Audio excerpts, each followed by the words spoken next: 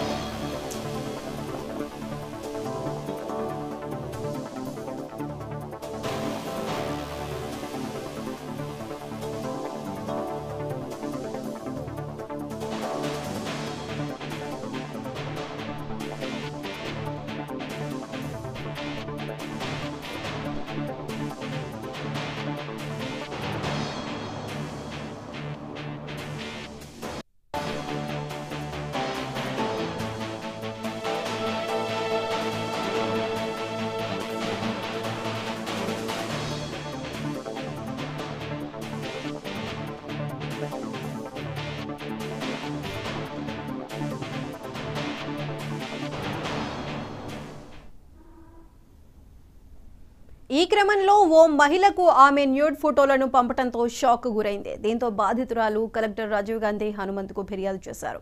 Nude ఫోటోల చిత్రీకరణపై collector ఆగ్రహం వ్యక్తం చేశారు. సమగ్ర విచారణ చేసి నివేదిక ఇవ్వాలని డిఎంహెచ్ఓకు కలెక్టర్ ఆదేశాలు జారీ చేశారు. కలెక్టర్ ఆదేశాలతో జిల్లా వైద్య శాఖ అధికారులు అయ్యప్ప స్కానింగ్ సెంటర్కు నోటీసులు జారీ చేశారు.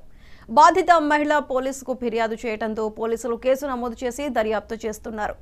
ప్రశాంత్ను పోలీసులు అదుపులోకి తీసుకొని అతని సెల్ ఫోన్ను పరిశీలిస్తున్నారు.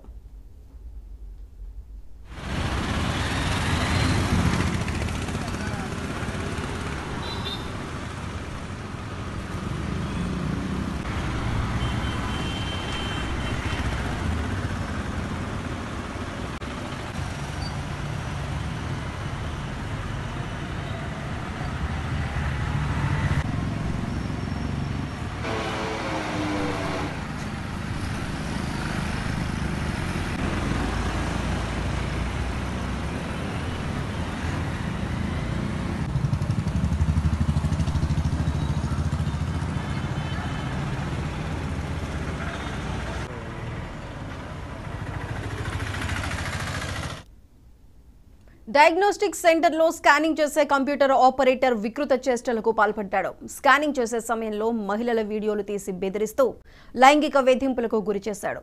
నిజామాబాద్ పట్టణంలో అయ్యప్ప స్కానింగ్ సెంటర్ నడుస్తోంది. ఈ క్రమంలో స్కానింగ్ కు వచ్చే మహిళలు, యువతుల న్యూడ్ ఫోటోలు, వీడియోలను వారికి తెలియకుండా ఆపరేటర్ ప్రశాంత్ చిత్రీకరించేవాడు. అనంతరం వాటిని మహిళలకు చూపించి లైంగిక వేధింపులకు గురి చేస్తూ బెదిరించడం మొదలుపెట్టాడు. తన మాట వినని మహిళల వీడియోలను సోషల్ మీడియాలో పోస్ట్ చేయడంతో అవి వైరల్ అయ్యాయి.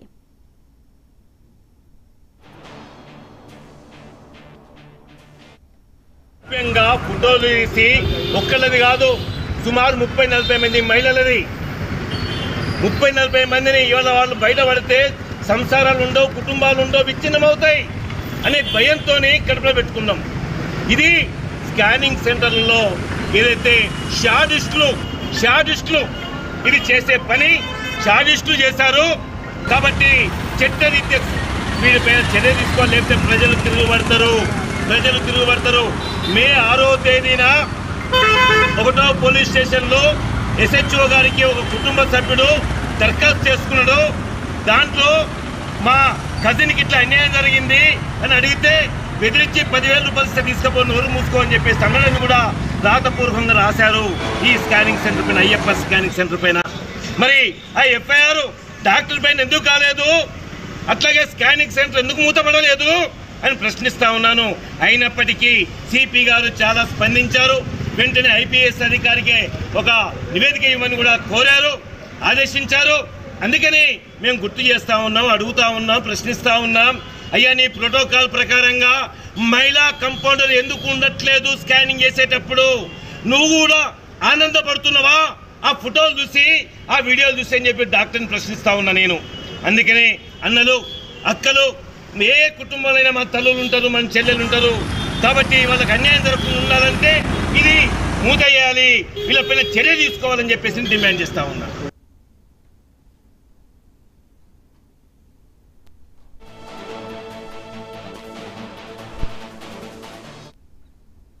డయాగ్నోస్టిక్ సెంటర్లో స్కానింగ్ చేసే కంప్యూటర్ ఆపరేటర్ వికృత చేష్టలకు పాల్పడ్డాడు. స్కానింగ్ చేసే సమయంలో మహిళల వీడియోలు తీసి బెదిరిస్తూ లైంగిక వేధింపులకు గురిచేశాడు. నిజామాబాద్ పట్టణంలో అయ్యప్ప స్కానింగ్ సెంటర్ నడుస్తోంది. ఈ క్రమంలో స్కానింగ్ కు వచ్చే మహిళలు, యువతుల న్యూడ్ ఫోటోలు, వీడియోలను వారికి తెలియకుండా ఆపరేటర్ ప్రశాంత్ చిత్రీకరించేవాడు. అయితే ఈ దారుణ ఘటనకు సంబంధించి మరింత సమాచారం మా ప్రతినిధి అంజీ అందిస్తారు. అంజీ, చెప్పండి. సుధా, నిజామాబాద్ జిల్లా కేంద్రంలోని ఓ స్కానింగ్ సెంటర్ నిర్వాహకం ఆలస్యంగా వెలుగులోకి వచ్చింది. అయితే స్కానింగ్ సెంటర్ లో పనిచేస్తున్న ప్రశాంత్ అనే యువకుడు స్కానింగ్ సెంటర్ కు వచ్చిన మహిళల పట్ల అసభ్యకరంగా ప్రవర్తించినట్లు ఘటన వెలుగులోకి వచ్చింది. అయితే స్కానింగ్ సెంటర్ కు వివిధ కారణాల వల్ల వచ్చిన మహిళల పట్ల ఆయన వికృత చేష్టలు బయటకు వచ్చాయి.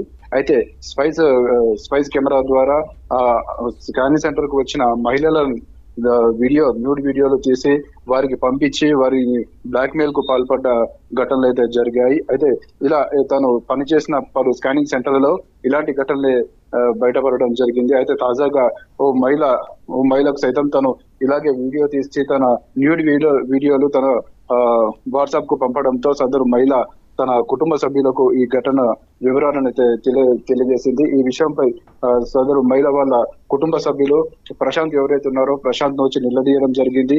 అనంతరం 114 పోలీస్ స్టేషన్ లో ఫిర్యాదు చేయడం జరిగింది. ఈ ఘటనపై కేసు నమోదు చేసుకున్న పోలీసులు అయితే ప్రశాంత్ అయితే అదుపులోకి తీసుకుని రిమాండ్ కి తరలించినట్లుగా మనకు తెలుస్తా ఉంది. ఈ ఘటనపై జిల్లా కలెక్టర్ కానివచ్చు, ప్రజా సంఘాలు కానివచ్చు తీవ్ర ఆగ్రహానికి అయితే గురవుతున్నట్టు తెలుస్తా ఉంది. ఇప్పటికైతే ప్రజా సంఘాలు, మహిళా సంఘాలు అయితే మండిపడుతున్నాయి. అయితే ఈ విషయంపై చర్యలు తీసుకోవాలంటూ కలెక్టర్ కు సైతం కలిసినట్లుగా మనకు తెలుస్తా ఉంది. కలెక్టర్ సైతం ఈ విషయంపై సీరియస్ ఉన్నారు. అయితే వైద్య ఆరోగ్య శాఖ అధికారులు ఈ స్కానింగ్ సెంటర్ పై ఇప్పటికైతే నోటీసులు అయితే అందజేశారు. ఈ ఘటనకు సంబంధించి వివరణ ఇవ్వాలని చెప్పేసి అయితే నోటీస్ అయితే ఇవ్వడం జరిగింది. అయితే ఎవరైతే స్కానింగ్ సెంటర్ నిర్వాహకులు ఉన్నారో తమకు సైతం ఇలాంటి మన ఇన్ఫర్మేషన్స్ వచ్చాయని చెప్పేసి వారు సైతం చెప్పుకొస్తున్న పరిస్థితి అయితే నెలకొన్నట్లుగా మనకు తెలుస్తా ఉంది. అయితే ఈ ఘటనలో అయితే నిజామాబాద్ జిల్లాలో నిజామాబాద్ నగరంతో పాటుగా ఆరుమూరు మరియు ఇతర ప్రాంతాల్లో సైతం జరిగినట్టుగా ప్రజా సంఘాలు అయితే నిన్న కలెక్టర్ ను కలిసి వినతి పత్రం ఇవ్వడం జరిగింది. దీనిపై కలెక్టర్ కూడా తీవ్ర ఆగ్రహంతో ఉన్నారు. ఎవరైతే స్కానింగ్ సెంటర్ ఉన్నారో వారికి పర్మిషన్ ఉందా, లేకపోతే ఇంకేమైనా వాళ్ళకు అన్ని ఏ టెక్నీషియన్ కు సంబంధించి అన్ని క్వాలిఫై ఉన్నాయా లేవా అనే కోణంలో విచారణ చేపట్టి నివేదిక ఇవ్వాలని చెప్పేసి కలెక్టర్ అయితే ఇప్పటికైతే తెలిసిన మన ఆదేశాలు జారీ చేసిన పరిస్థితి ఉంది. అంజీ, ప్రశాంత్ విషయం బయటకు వచ్చినప్పటికీ ఇతర బాధితులు ఎవరైనా పోలీస్ కంప్లైంట్ ఇవ్వడం జరిగిందా? అయితే ఇప్పటికైతే మనకు తెలిసినైతే ఒక మహిళ తను ధైర్యం చేసి ముందుకు వచ్చినట్టుగా మనకు తెలుస్తా ఉంది. ఇంకా ప్రశాంత్ బాధితులు ఇంకా ఉన్నట్లుగా మనకు తెలుస్తా ఉంది. సుమారు ఆయన సెల్ ఫోన్ లో చిత్రీకరించిన 100 ఫోటోల వరకు పోలీసులు గుర్తించినట్లుగా మనకు తెలుస్తా ఉంది. అయితే ఇంకెవరైనా బాధితులు ఉన్నారా, వారి ఫిర్యాదులు ఏమైనా చేస్తున్నారా, అసలు ఏంటి అనే కోణాలు ఇంకా పూర్తిగా తెలియాల్సి ఉంది.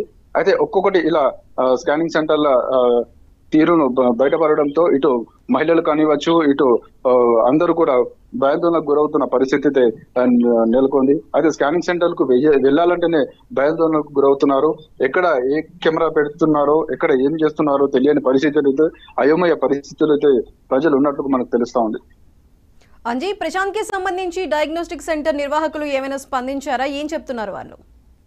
అయితే ఈ విషయంపై డయాగ్నోస్టిక్ సెంటర్ నిర్వాహకులకు చంద్రశేఖర్ ఆయనకు సంప్రదించడం జరిగింది. అయితే తనైతే తమకు తమకు ఫిర్యాదు సైతం అందింది. అయితే మేము బాధితులతో పాటు మేము కూడా ప్రశాంత్ పై చర్యలు తీసుకోవాలని మేము కూడా కంప్లైంట్ ఇవ్వడం జరిగిందని చెప్పుకొస్తున్నా ఉన్నారు. అయితే ఇదైతే పూర్తిగా ప్రశాంతే చేశాడు, తమకు ఎలాంటి సంబంధం లేదు అని చెప్పేసి ఎవరైతే నిర్వాహకులు ఉన్నారో ఆయనైతే కరాఖండిగా చెప్పిన పరిస్థితి నెలకొంది. Right Anji, thank you.